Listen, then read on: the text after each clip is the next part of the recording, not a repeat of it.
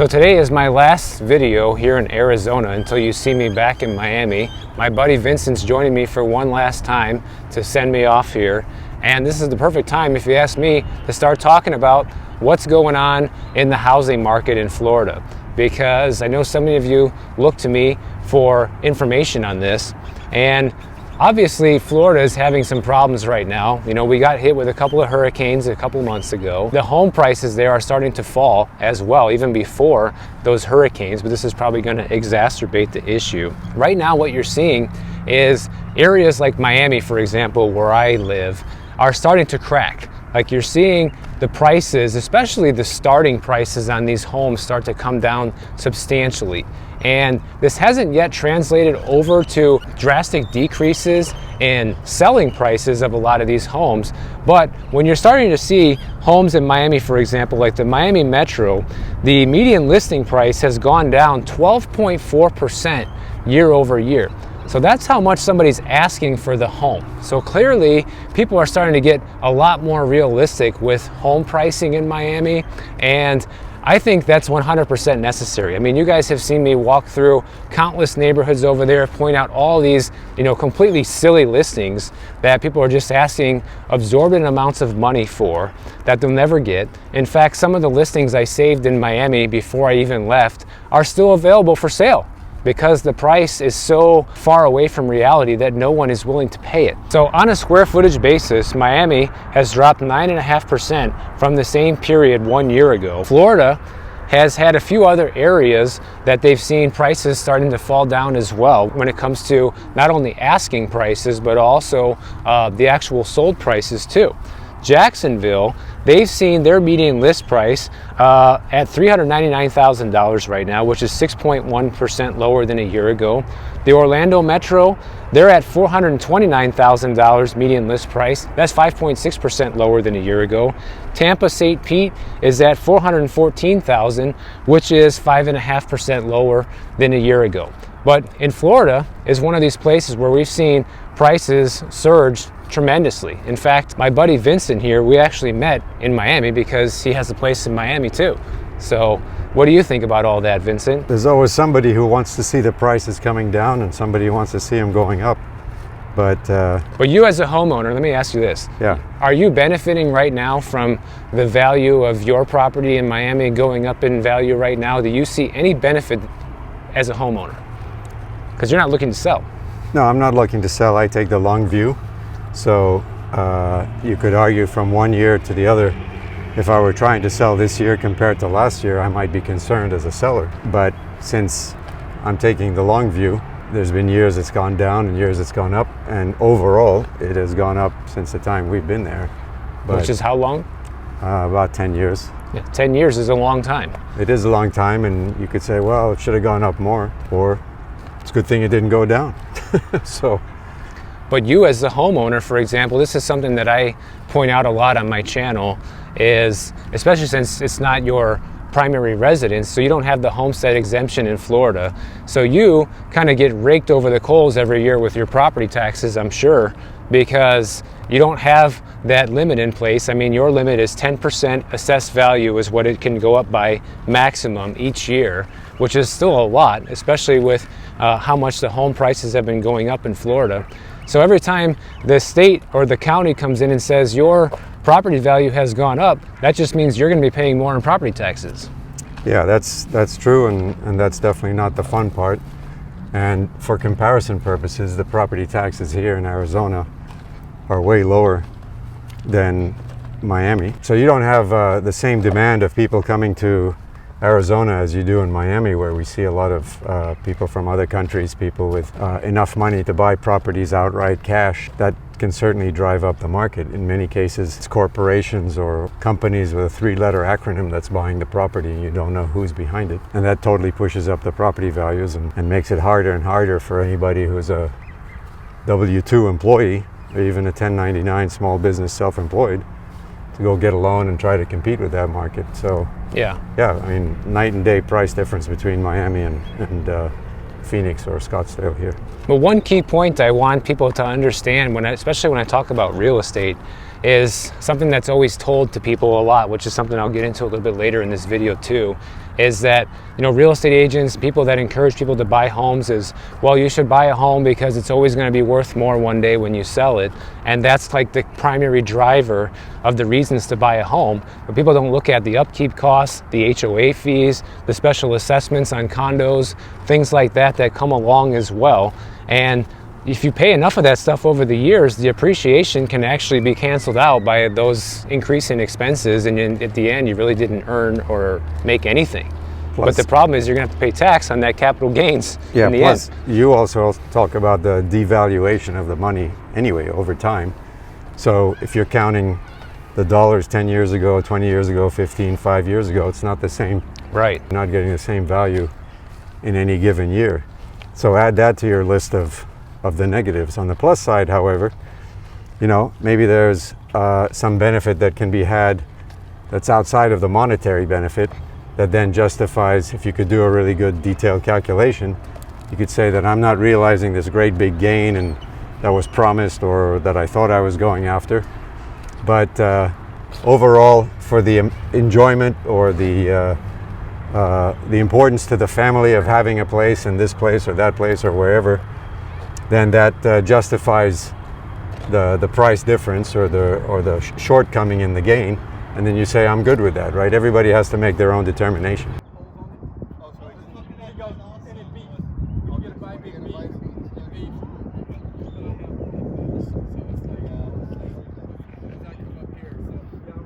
Yeah, so when it comes to Florida, we can see the metros that are seeing the price declines the most right now. When we use the ReVenture app to kind of take a look at this, we can see Punta Gorda right now is ground zero for home prices actually coming down, and these are sold prices, okay? Keep this in mind as we go through this list.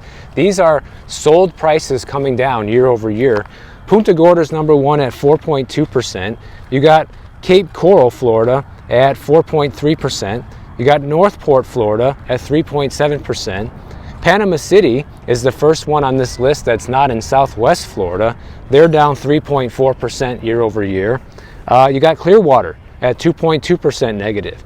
Naples is at 1.5%. And the villages and the rest you can see are down in much lower percentages down year over year. But the point is, these areas are now starting to transact and sell for less than they did a year ago. And eventually it's probably going to hit the rest of the state. You know, Miami probably is going to be one of the last places to get hit, and I'm not saying that because I live there. I'm just saying that because the sheer demand and influx of people into Miami is helping to artificially keep that demand higher than it is in other places in Florida. Yep. I mean, it's one of those places where no matter what happens, people still want to come and they still want to live there no matter how crazy it gets. Yeah, one thing on the West Coast, my wife and I took a trip this summer and went driving up the West Coast with our awesome dog from Yuma, Arizona. And we stopped in Fort Myers, stopped in Marco Island, and we went up to Sanibel and Captiva. And you could see the impact long after the different hurricanes had swept through. So you could see the impact visibly. I spoke with one of the guys at the who worked at the Jimmy Buffett resort in Fort Myers, and I said, you know, I'm seeing a lot of boarded up places here and it seems kind of quiet for a very famous place. And he said, you won't believe this, but we're only back up to about 15% operating capacity, business turnover, movement, sales. Wow. From before, you know, being nailed by the last big hurricane that swept through there. So that sentiment was pretty much, you know, we didn't stop in every town, but in those towns you could see it visibly. And those type of things, you know, have far-reaching economic consequences. Obviously, yep. Those businesses are hurting, so eventually a lot of them end up closing, and they have to lay off a lot of employees, which means that those people can't really afford to make their mortgage or house payment or rent payment, and they either end up losing the house or needing to move somewhere else. And it just kind of makes the problems with the local housing market even worse from there. But here's some other things that's materially affecting the value of homes in Florida too. One of my viewers sent this story to me about how this is the latest insurance loophole that people are starting to see over there, which honestly I've never heard of this one before. This is a new one for me. This is what happened. This woman, she was paying her flood insurance in Florida for 12 years. So she got hit with Hurricane Helene, but whenever the insurance adjuster came in to take a look at the house and assess the damage, they said, look, you have a 3.5-inch step down in your living room, which means this is classified as a basement and it's not going to be covered. I mean, that's how people are getting completely gypped and screwed right now when it comes to these insurance claims. I've talked about things like this before on the channel, but this is honestly on a new level to me because there's no basements in Florida. Literally. A new low. Yeah. Literally. And you know, all you have to do is watch that scene in the awesome movie The Incredibles by Pixar, when Mr. Incredible's forced to work in the insurance company, and that's what it's about. That's what I thought of when you were talking. I could see. Yeah, that's what they do. The most ridiculous part about it is nobody has a basement in Florida. So for the insurance adjuster to classify anything as a basement is an outright scam. I mean, I grew up in a house with a basement, guys. It was a full-on extra level of the house. You go down the stairs, okay? Lots of stairs. You'd get down to the basement, and there's an entire area the size of the house below the house. That's a basement. Not when your living room takes a 3.5-inch step down.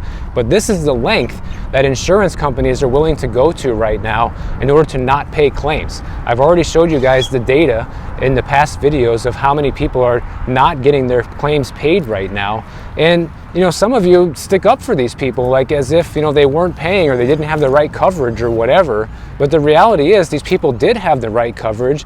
You have somebody here paying insurance all these years, 12 years, and then gets their claim denied. This is the type of person that should be able to sue the insurance company and get that money because they are entitled to it. The house was flooded and she paid her premiums on time. There's no reason that your claim should be denied. I mean, she's paying $3,800 a year in flood insurance premiums. So for 10 years, that's $38,000. That's also $38,000 you could have saved on your own if you choose to self-insure, because that's what a lot of people are choosing to do right now. So you take that $38,000 and you invest it, like you said, and then you have that money for a rainy day. But the only people who are able to do that are ones that don't have a mortgage. Because if you have a mortgage, they require you to have insurance. And if you live in a flood zone, you're also required to have flood insurance.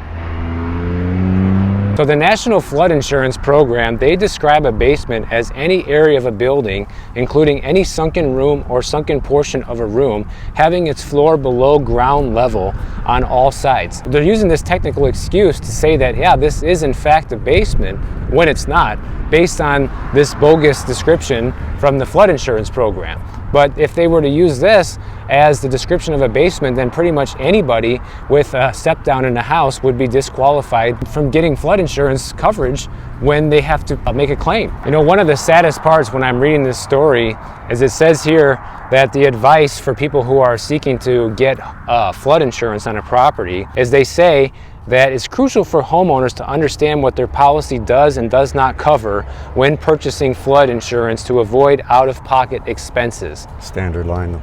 Right. So that's basically their... Yeah, you didn't read the contract. You're not a lawyer. That's the fine print that they're able to use to say, well, we were right the whole time. If you would have read this before you got the flood insurance, then you would know that this is the definition of a basement. And honestly, I think this is another reason why it's a good idea to have a good insurance broker, like somebody that you really trust, that can set you up with the proper insurance and explain these things to you ahead of time, because I'm sure a lot of people don't know about this, guys. In fact, this is the first time I've ever heard of this as an excuse not to pay. I've heard of a lot of other ones, but never, a 3.5-inch step down being a basement. So keep this in mind when you're getting flood insurance anywhere. This doesn't just apply to Florida.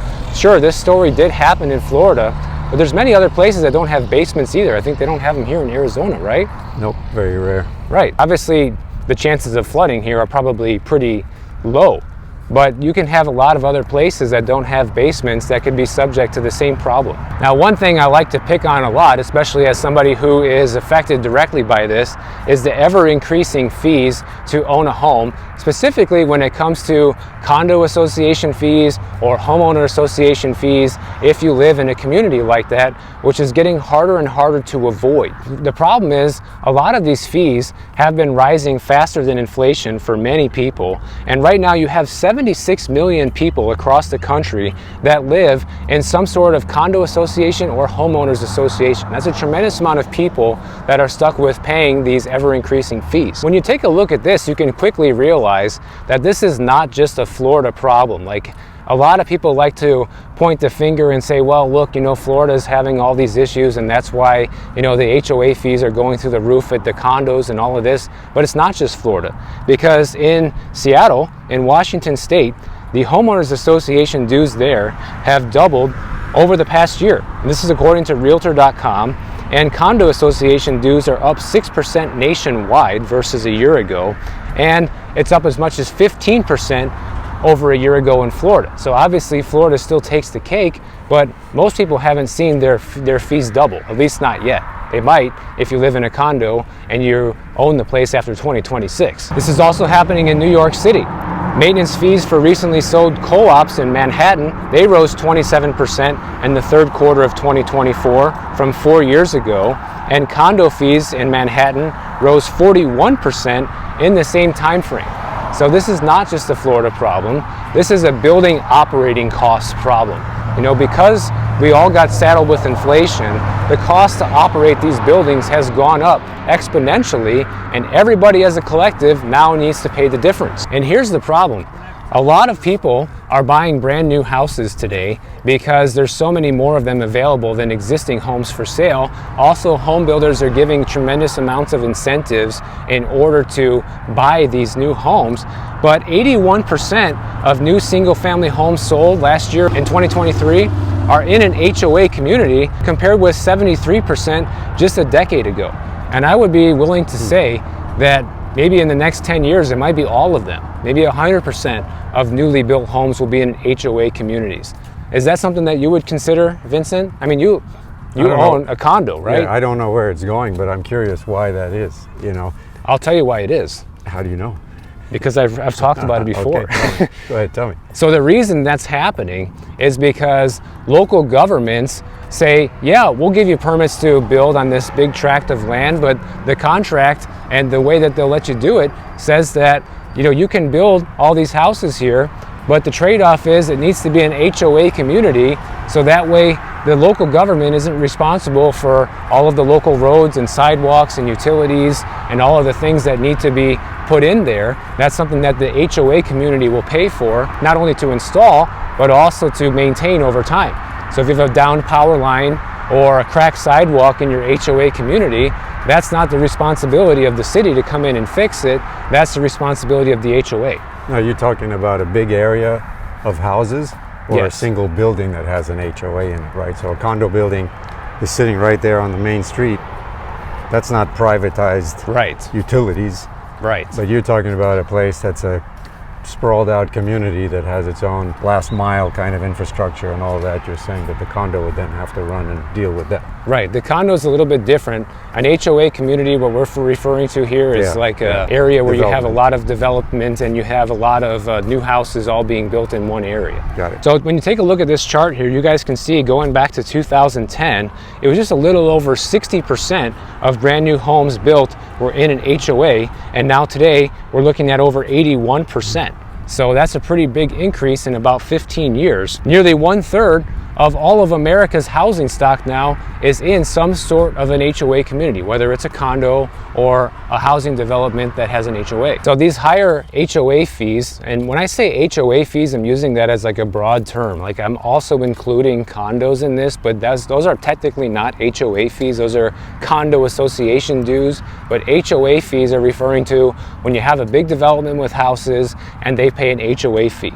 And the issue is these fees have gone up so much recently as forcing a lot of people to sell their homes that otherwise wouldn't sell, but pretty much are in a situation where they have no choice. Like, for example, this woman out of Boynton Beach, Florida, she's paying now $12,500 a year in HOA dues. So that's for her house. This is not a condo. These dues are on par with what it would be for a condo. And the problem is real estate agents are having a hard time selling properties like this because as a buyer, who wants to inherit that problem?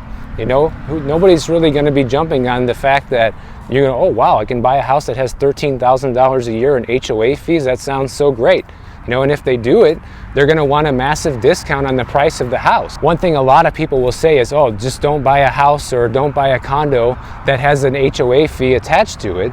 But when you have more and more of the supply of housing where that's all that's available, or that's your only option, you have less choice.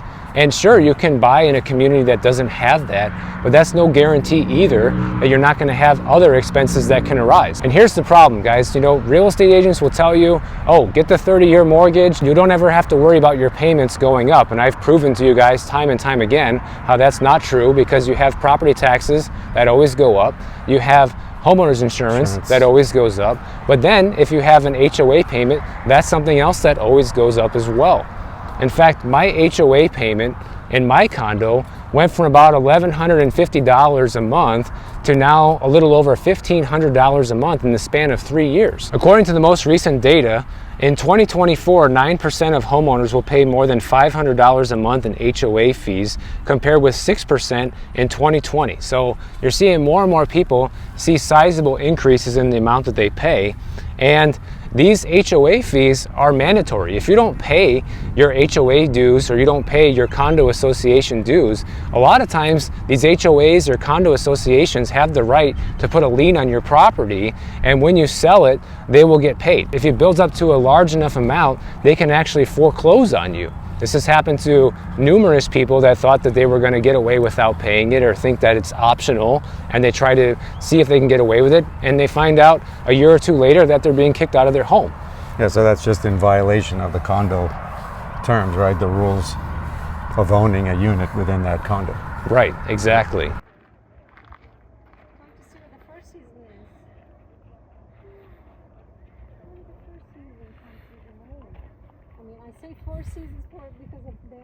And if you take a look at this map here, this shows you the sheer amount of people that are being subject to HOA fees right now. I mean, the amount of U.S. population that has to pay an HOA fee in some form or another is almost everywhere, guys. Really, only in the center of the country you see very few people have to pay HOA fees, but all along all the coastal states, for the most part, a lot of the northern states, a lot of the western states, a lot of the places in the Northeast, many people are facing some form of an HOA due. Like to your point earlier, Vincent, you know, why is this happening? States right here that one of the reasons why this is happening is because services such as trash collection, snow removal, and utility maintenance are shifting away from cash-strapped local governments to community associations. So it's one way for a government that can't get its spending under control to shift the cost burden over to the local homeowners. And the worst part is those people still have to pay full property taxes. So in my opinion, if you live in a city that you're paying for your own HOA fees to keep your own community going, I feel like you should have some sort of extra exemption when it comes to paying local property taxes, because you're not getting all the benefits that other people are getting. You know, it's kind of like the student loan forgiveness thing. If I didn't go to college, you know, I have to pay for somebody else to go to college, and I have to still continue paying my taxes, but I don't get any benefit from that. Just like people who are living in an HOA community don't get to benefit from the full amount of their property tax burden. And one thing I can't help wondering when I go through all this HOA data is, obviously, the new construction is moving in the direction that a lot of new houses are going to be built with HOAs indefinitely in the future. But I also wonder that if existing communities that are not in an HOA now may be forced to be in one in the future, as local governments kind of just run out of money and don't have the capacity to pay for all of the services that they've promised. And the only other option is these governments severely cut down on the amount of services they offer to everybody, which I think would be the more fair thing to do. But that doesn't seem like something that most governments want to do. Typically, they want to continue offering more services and having more benefits, which always ends up costing more money. We saw the Fed cut rates last week by another 25 basis points, and I was waiting for this to happen. And before that happened, we saw the mortgage rates go down slightly from about 7.13% to 6.98% for a 30-year mortgage. And now that we're in the middle of the following week, mortgage rates have gone back up to 7.02%. Once again, reconfirming the fact that borrowing to buy a house or to buy a car, or really any other big ticket item that needs to be financed, still continues to get more expensive. And now we've already had 2 Fed rate cuts. So what's going to happen when the third one comes is you're probably going to see this happen again. You're going to see these rates continue to go up because the markets are just in disbelief that we have actually solved this inflation problem. And when you continue seeing these borrowing costs go up, that's proof that we haven't. So just keep that in mind if you're wondering why we're still seeing these mortgage rates go up, why borrowing costs for buying a car continues to go up. It's because inflation has not gone down to where we need to see it, to where the Fed has promised it's going to be, but yet they're sitting there lowering interest rates and pretending like the problem has gone away. But people who buy US Treasuries are not believing it, they're not buying it, and they're demanding higher returns from the government. If they're going to be borrowing the US government any money at all, they need to be getting returns that are actually in line with reality. So that's why you're seeing that happen. This part of the story, Vincent, is where it kind of circles back to what I was talking about earlier, because when I was researching this video today, I saw a story about how people that have been homeowners since 2019 have seen on average about $30,000 per year in home equity appreciation during this time frame. In 2020, we had the pandemic and they pumped a ton of money into the economy. And that's the reason that we've seen this massive increase in appreciation. But the problem is, when I see stories like this, I feel like the narrative that they're trying to tell people that are interested in buying a house or don't own a house yet, or maybe thinking about buying another house, is that home prices will always go up. And hey, look at this massive amount of appreciation that we got over the past 4 or 5 years, and they just paint that as normal. It's not normal to get $30,000 a year in home price appreciation. It's not normal for the cost of a house to go up 40% in 4 years. I mean, you've been around long enough to see the ups and downs of real estate. Have you ever seen anything like this in your lifetime outside of now? Well, first of all, it's very kind of you to say I've been around long enough, because you could have said something else. But yeah, no, the appreciation rates, things just don't keep going forever. That's kind of almost the definition of a Ponzi scheme. Yes. But the house prices do go up if you take the long view. There are local maxima and local minima that if you take a more narrow view, you can say, well, it's gone up, it's gone down. But if you pan out, you zoom out, and you look at the long run, you might be on a longer rise or a longer dip. And it's just like the rule in the stock market. They say don't try to time the market. If you try to time it and hit the peaks, that's a very difficult thing for anybody to do. One thing I would add to all this, as I was listening to your statistics, is one of my mentors who actually built the space shuttle was responsible for that. Got a Presidential Medal of Freedom for that, which I was always proud of for him. Always told us, consider the source. So when you get these data that are coming out that you're citing, consider the source and consider how the source wants you to respond. Right. How they want you to interpret that data. Right. And another famous musician of a very famous band in the 1970s, he said his mother taught him, read as much as you can, learn as much as you can, and then make the right decision. I think I kind of agree with that. The more you educate yourself, the more you learn, the more information you get, you can then sort of extrapolate and come to some sort of directional sense, like, hey, this seems to be the right thing, whether it's in buying a house, whether it's a smaller decision of to go buy something with a HOA or not an HOA, or whatever the case might be. But most importantly, I would say always keep in mind, consider the source. Who's putting out the data, and what do you think they're after? How do they want people to respond to that? Yeah, and part of this data that people need to understand as well is almost every single place that is seeing the biggest gains in home prices are either in the Northeast or in the Midwest. This is not happening nationwide, which is something else to consider because real estate is local and regional. So for example, Racine, Wisconsin, they've seen their home prices shoot up 13.7% in the last year. Even Rockford, Illinois, close to my hometown, is on that list at 11.1%. But I'll put it up on the screen here so you guys can see all of them. And all of them but one place is in the Northeast or the Midwest. You'll have Shreveport, Louisiana is the only outlier that's in the southern United States, whereas the rest of these are all concentrated in those regions of the country. So when you hear stories like this as a potential home buyer or somebody looking to invest in real estate, you can't just use it as a blanket statement saying, okay, you know, home prices keep going up $30,000 a year for everybody, and that's the reason you should just buy today, and just think that that's going to continue forever into infinity. But it doesn't work like that. So don't forget that my buddy Vincent here, he just recently published a book about what it's like to work in corporate America and things you need to watch out for. What's the name of your book again, Vincent? You should know the name already, but I'll I know say the it name. again. I want you to say the name. Yeah, I'll say it. It's The Cutthroat Menagerie, which is a young professional's guide to recognizing and overcoming the treachery and the skullduggery in the corporate workplace. Field guide of sorts to help young professionals prepare for what they're going to run into based on my 40 years of experience. Yeah, so if anybody out there is going to be entering the corporate workforce pretty soon, or is somebody who formerly worked in it and wants to hear some funny stories, maybe you want to go check out Vincent's book. I'll have the link for it down in the description for you guys, for anybody who's interested. Also, like I said, this is going to be my last video until I'm back in Miami, so I know a lot of you are probably excited about that. So make sure you look out for my next video, because I will see you back in Miami.